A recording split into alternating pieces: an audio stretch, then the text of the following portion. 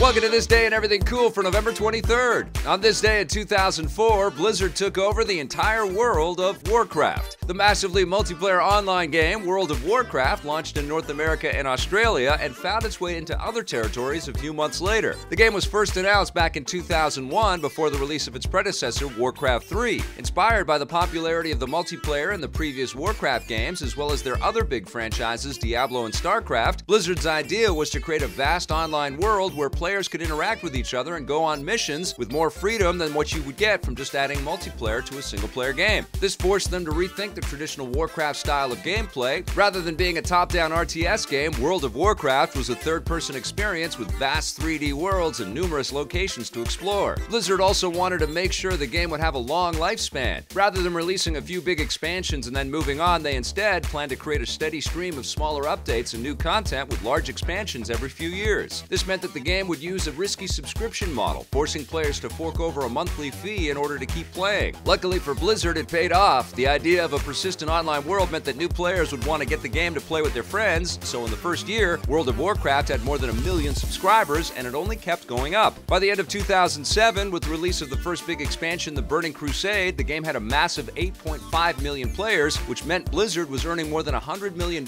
every month. World of Warcraft had become a global phenomenon, popularizing the MMO genre and spawning an entire line of imitators and knockoffs. The game's popularity peaked around 2011 with about 13 million subscribers, and since then it's maintained a loyal base of players. Blizzard plans to keep it going for years and even decades to come.